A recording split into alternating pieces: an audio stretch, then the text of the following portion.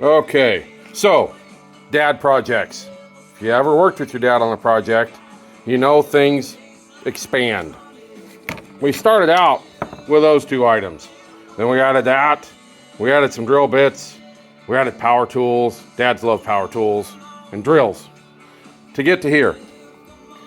Now, from my research, this is often the culprit for what we're happening, but these could also be, there's two of these little fuse things underneath, and they should all have continuity, which means when you turn on your ohm meter, spin that around to where it shows, in my case, it shows what looks like something making noise.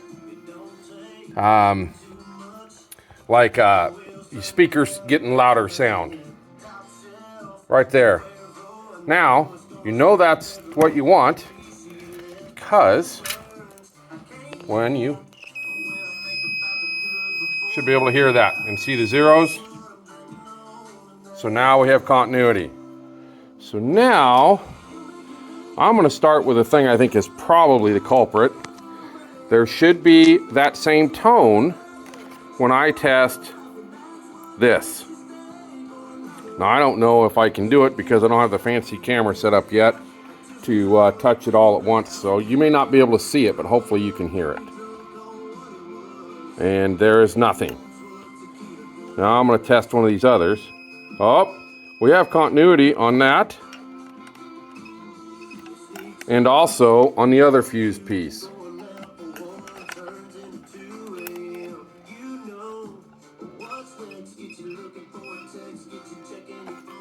I'm going to pause it and I'll turned off the radio. It's nice to keep you company when you're in here, but make it be hard for you guys to hear. I'm going to set this down next to where I'm at and let you listen. So there's continuity through one of those fuses I was talking about. And there's continuity through the other fuse I was talking about. And now that switch, which is basically a thermostat, I touch it, I have nothing. So that tells me that switch is bad. Because my studying tells me that this right here should have continuity through it. And once it heats up to a certain level, the continuity ends. Well, your coffee pot works by all of this getting hot and pumping the water going through there. But if it doesn't get hot, it doesn't do anything. So we could test it by jumpering these two together and see if it gets hot. And I think we will go ahead and do that to make sure that there's nothing wrong with the heating element as well. I'm going to pause it while I figure out how to do that. So while I was trying to figure out how to pull these apart, it looks like they're kind of soldered or somebody said micro welded on, but this handy dandy wire here came loose already. So I can stretch it over there and touch the other side and hold that there while I plug it in and turn it on. And if things start warming up, then I know that my heating element is good. I can also test it with the ohm meter, but I thought I would try this first. So basically, I plugged it in. I'm holding that there. I'm going to hit the power switch.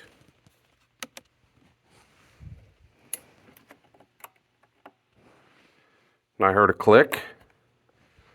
Turn the power off a second. Actually, maybe not.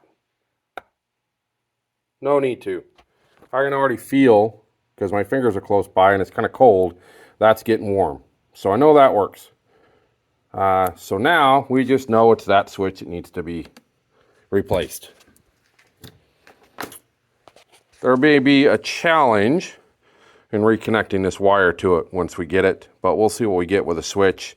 And there is obviously some extra because I pulled it out to reach there. I think we can feed it back under here and give us enough to try to solder that on, which I think is what's going to wind up happening. So the last thing to do is, if you look right in there, looks like two, I believe these are actually Phillips head screws to pull that out. And we're going to try to pull that out and break it free from those other wires that are attached to it. Turns out getting those out was not too hard, pretty easy. Just had to kind of get the screwdriver in at an angle. But I think this is going to be a little challenging, figuring out how we break that loose. So I will work on it and then come back to you. Turned out to be a lot easier than I thought. I was able to take this little screwdriver and slide it underneath that gold piece and it popped right out. I'm probably going to do that to the other side and see if I can reattach it to that red wire. Might save myself some headache later. So now comes the next trick. Can we find that piece? I'd already researched that a little bit, and a guy had pointed to someplace on Amazon, but they were out of stock for a set of 2. But I think I can buy 5, and 5 is like $7. So if all this works for $7 plus, I don't know, what have we been at this, half hour to an hour? We might have a working coffee pot again. But this will be it for now till we find that part and get it ordered, and I'll let you know how that goes later.